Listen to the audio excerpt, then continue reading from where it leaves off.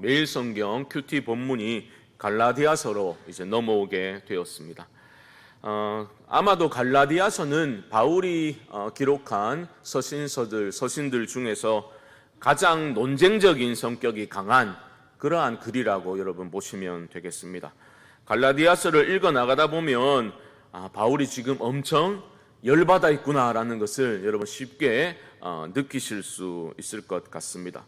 어제 살펴본 것처럼 바울은 이례적으로 짧은 인사말과 서론을 그렇게 보여주고 있죠. 그것은 지금 바울이 이 편지를 쓰는 그 순간에 상당히 격앙되어 있다라는 것을 우리에게 보여주고 있는 겁니다. 무엇이 바울을 이토록 화가 나게 만들었습니까? 바로 복음 때문입니다. 복음.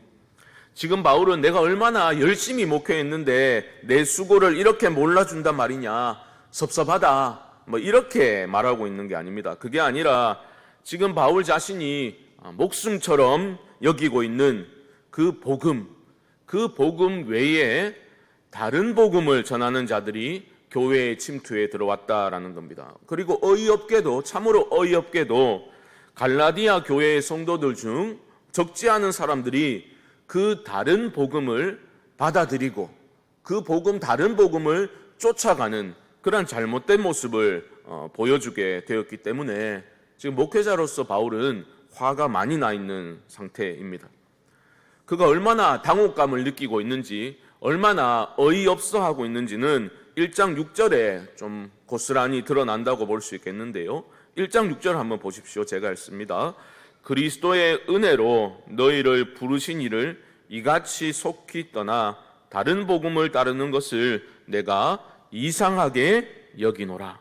내가 이상하게 여긴다, 이 말은 좀 이상한데 이게 아니고 매우 당혹스러워하는 그러한 표현입니다. 영어로는 I am astonished라고 번역을 했는데 이 말은 크게 놀랐다, 경악했다라는 그러한 의미입니다. 바울 자신이 목숨처럼 여겼던 그 복음의 진리를 이토록 쉽게 저버리고 떠나간 것을 바울은 이해할 수가 지금 없는 것입니다. 좀 견디고 막 투쟁하다가 고민하다가 떠난 게 아니라 바울의 표현대로 이같이 속히 떠났다고 말하잖아요. 별 고민 없이 바울이 보기에는 그냥 따라가 버린 그런 모습 때문에 바울이 너무나 지금 당혹스러워하고 있는 겁니다. 바울 자신을 떠난 게 아니에요. 저는 이 교회 안 맞는 것 같으니까 옆에 교회 갈게요. 그게 아니라 지금 뭐라고 말합니까? 그리스도의 은혜로 너희를 부르신 이를 이같이 속히 떠나.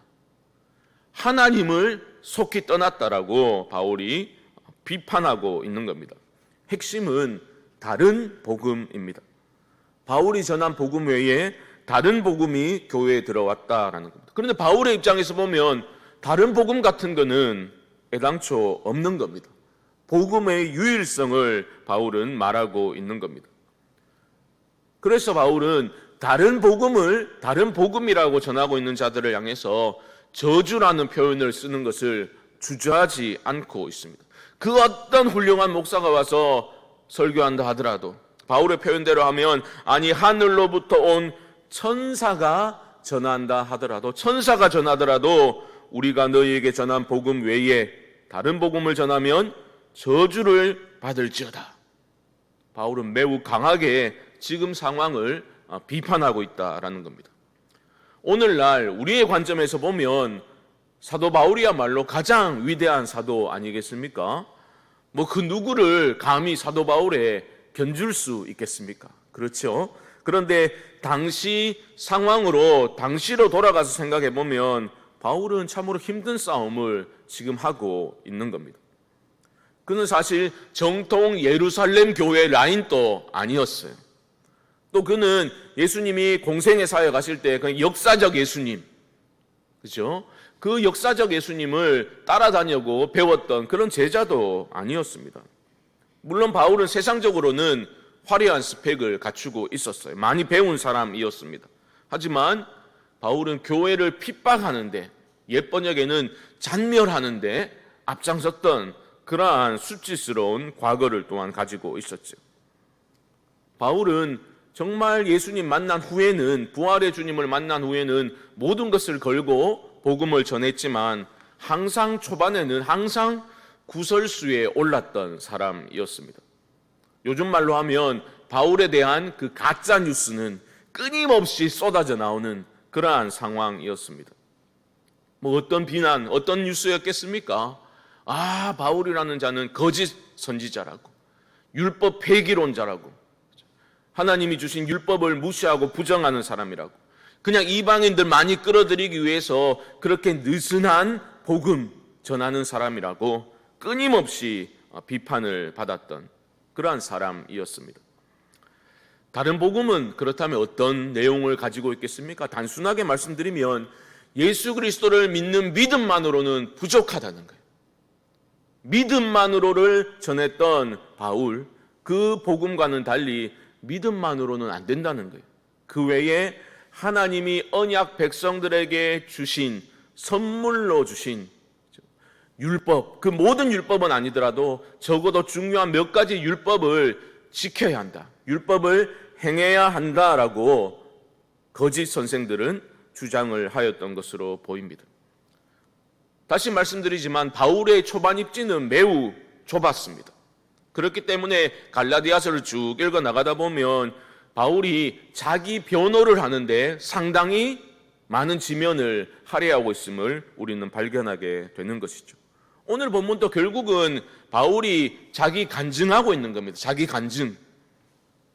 그 간증은 왜 하는 겁니까? 간증의 핵심은 무엇이냐면 내가 전하는 복음이 유일하다라는 것이고, 내가 전하는 복음은 예수 그리스도께서 직접 나에게 계시해 주신 것이지 결코 다른 사람에게 배워서 깨달은 것이 아니다라는 겁니다. 복음을 변호하기 위해서 자기 과거를 간증하고 있는 겁니다. 이것은 11절에서 분명히 나타나고 있는데요. 11절 다시 보십시오. 형제들아 라고 시작하고 있죠. 이 말은 환기하는 겁니다. 저도 왜 설교할 때 여러분들이 관심 없는 것 같으면 사랑하는 성도 여러분 이렇게 환기를 하잖아요.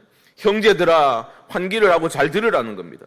내가 너희에게 알게 하노니 내가 전한 복음은 사람의 뜻을 따라 된 것이 아니니라. 지금 자기가 전한 복음은 어떤 인간적인 권위에 기대고 있지 않다라는 것을 강조하고 있는 거죠. 바울 복음의 기원은 그리스도께 있는 겁니다. 12절 말씀 보십시오. 이는 내가 사람에게서 받은 것도 아니요 배운 것도 아니요 오직 예수 그리스도의 계시로 말미암은 것이라. 예수님께 배웠다라고 말하고 있죠. 그러면서 자신의 어두운 과거 이야기를 끄집어내고 있습니다. 다메섹 도상에서 교회 핍박하러 가다가 예수쟁이들 잡으러 가다가 부활의 주님을 바울은 만났지 않습니까? 그 만나기 전에 바울은 어떤 사람이었습니까? 교회를 핍박했던 그런 사람이었습니다. 왜 교회를 핍박했습니까? 하나님의 율법에 대한 열심이 특심이었기 때문입니다. 그때 과거의 삶, 예수 만나기 전에 바울의 삶, 과거의 삶은 내가 중심이 된 그런 삶이었죠. 하나님에 대한 열심이 있다라고 생각했지만 결국은 나의 자신의 의와 자기 열심으로 가득 찼던 그런 사람, 자신이 내가 인생의 주인 되어 살아가고 있었던 사람이었습니다. 불쌍한 인생이지요. 이런 상황에서 하나님의 극적인 개입이 일어났습니다. 15절은 어떻게 시작하고 있습니까? 그러나 라고 시작하고 있습니다. 완전히 인생이 역전되는, 반전되는 그런 상황입니다. 그러나 내 어머니의 태로부터 나를 택정하시고 그의 은혜로 나를 부르신 이가. 여러분, 주어의 변화를 보십시오. 내가라고 나가고 있다가 갑자기 그러나 하나님이 등장하고 있습니다. 하나님이 바울을 만나주신 거예요. 그 하나님은 어떤 하나님으로 바울이 지금 고백하고 있습니까? 여러분, 세 가지를 기억하시면 좋겠는데요. 어머니 태로부터 나를 택정하신 하나님. 첫 번째는 택정하신 하나님이십니다. 택정하다라는 말은 구별하다라는 뜻입니다. 구별하다. 하나님이 바울을 그렇게 구별하셨다라는 뜻입니다. 언제부터요? 어머니 뱃속에 있을 때부터 바울을 구별했다. 이 말은 여러분 잘 보셔야 되는데요.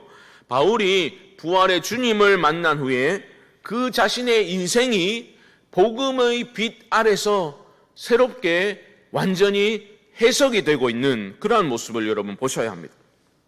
복음이, 예수 만나고서 복음이 내 인생을 해석해 주는 겁니다. 이 경험이 우리에게 있어야 합니다.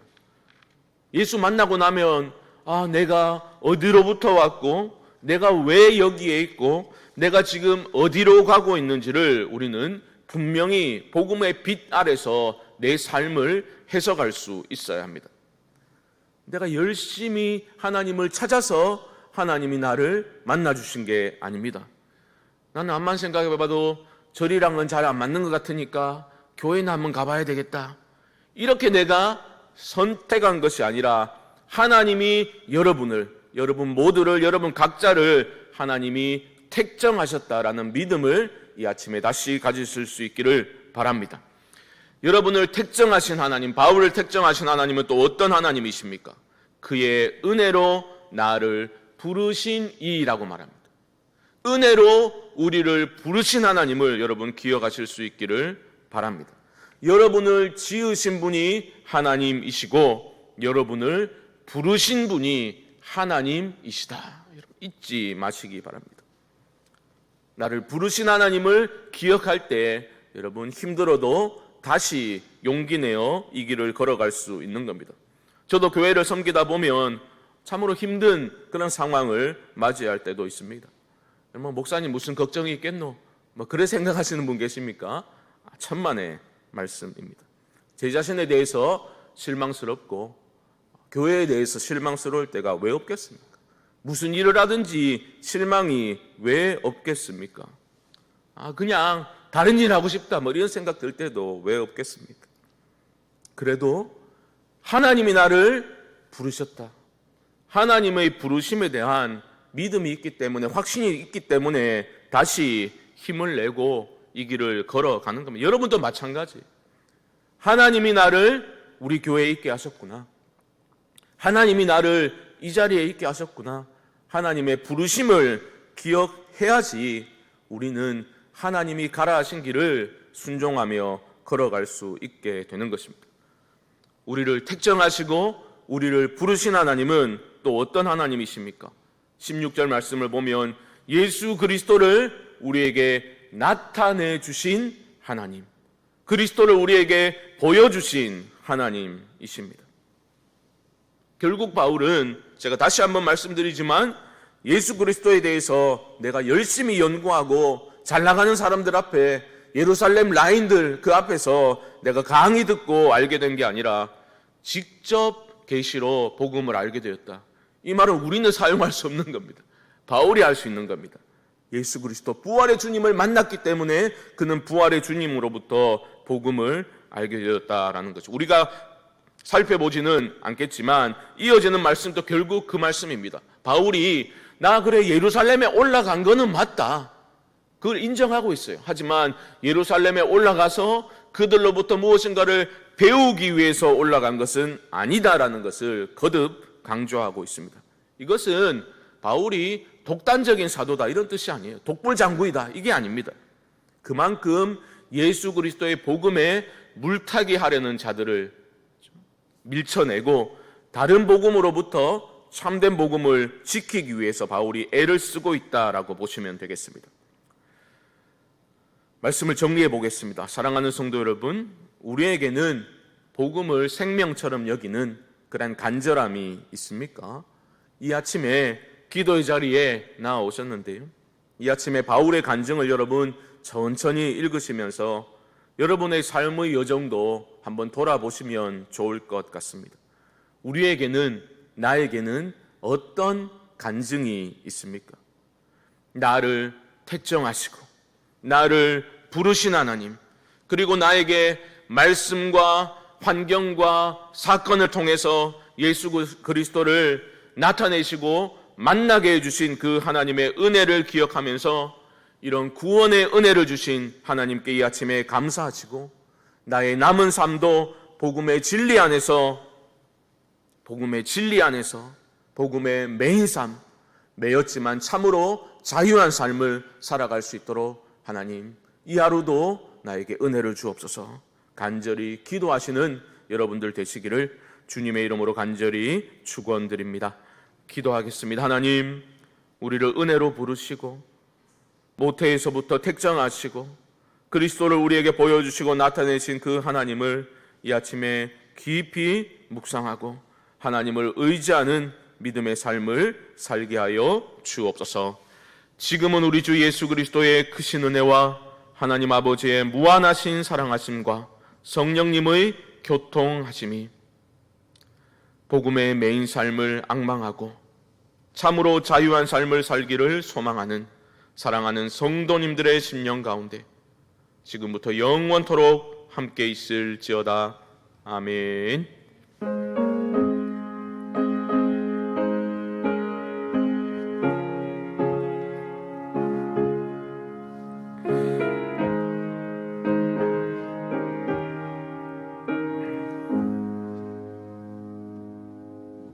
우리 시간에 합심으로 한번 기도하면 좋겠습니다. 먼저 말씀을 기억하며 기도하실 때 하나님, 복음의 진리 안에 거하는 삶을 살게 하여 주옵소서. 나를 택정하시고 은혜로 부르신 하나님, 예수 그리스도를 나타내심으로 우리를 구원하시고 지금도 붙잡아 주시고 이끌어 주시는 하나님을 믿고 의지하는 삶을 살게 하여 주옵소서. 목요일은 교회와 가정을 위해서 기도합니다. 하나님, 우리 성광교회 위에 은혜를 부어 주옵시고 각 가정 안에 하나님이 주님의 은총으로 가득 채워 주옵소서. 이 외에도 하나님께 아뢰어야 할 개인적인 기도의 제목들을 가지고 우리 주님의 이름을 한번 부르고 기도를 시작하겠습니다. 주여, 하나님 감사합니다. 하나님, 우리를 이 자리에 부르신 줄 믿습니다. 하나님, 삶을 돌아보니 예수를 만나고 우리의 삶을 돌아보니 복음의 진리의 빛 안에서 우리 삶을 해석해 보니 모든 것이 하나님의 은혜였음을 믿습니다. 하나님, 우리는 불순종하고 끊임없이 내가 원하는 길로 가고자 했지만 하나님이 우리를 아버지 하나님 택정하여 주시고 은혜로 우리를 불러주셨습니다. 예수 그리스도를 보여주셨습니다. 나타내셨습니다. 하나님, 그 하나님의 손길로 인하여서 아버지 우리에게 구원이 임하고 또한 우리가 늘 연약하고 아버지 나의 욕심대로 행하지만 하나님, 우리를 부르신 하나님을 향하여 다시 한번 돌이킬 수 있도록 아버지 이끌어 주심을 또한 감사합니다. 하나님, 우리를 부르신 하나님, 선택하신 하나님을 바라보고 믿고 의지함으로 아버지 믿음의 길을 걸어갈 수 있도록 하나님이 가라 하시는 길을 걸어갈 수 있도록 아버지 하나님 인도하여 주시옵소서. 아버지, 주의 몸된 교회를 하나님 아버지 우리에게 세워나가라고 우리에게 맡겨주셨사오니 주인 되신 우리 주님을 신뢰하고 바라보고 아버지 하나님 기뻐하시는 그러한 공동체의 모습으로 회복되는 일에 하나님 우리가 마음을 모으고 기도하고 아버지 하나님 헌신할 수 있도록 아버지 도와주옵소서. 우리가 무엇을 위하여 시간과 에너지를 쏟고 살아가는지를 하나님 어리석은 우리들을 깨우쳐 주옵시고 아버지를 바라보는 믿음의 눈을 열어 주시옵소서. 우리의 각 가정들을 하나님 기억하여 주옵소서. 우리 자녀손들의 삶 가운데 우리 가족들 아버지 주님을 만나지 못한 가족들 아버지 하나님 은혜를 누리지 못하는 가족들 아버지 하나님 불쌍히 여기시고 주님 주의 은총으로 우리 가정들을 하나님 붙들어 주시옵소서. 오직 주의 은혜만을 기억하고 주의 은혜를 사모하는 주께 소망을 두고 살아가는 우리가 되게 하여 주시옵소서. 하나님, 어려운 시기를 보내고 있습니다. 우리 성도님들 아버지 하나님 어려울 때에 주님을 더 믿고 의지하는 믿음을 강하게 하여 주시옵시고 아버지 간구의 소원들 위해 하나님 깨달음을 주옵시고 응답하여 주시옵시고 하나님의 마음에 합하여 갈 수 있도록 아버지 이끌어 주시옵소서.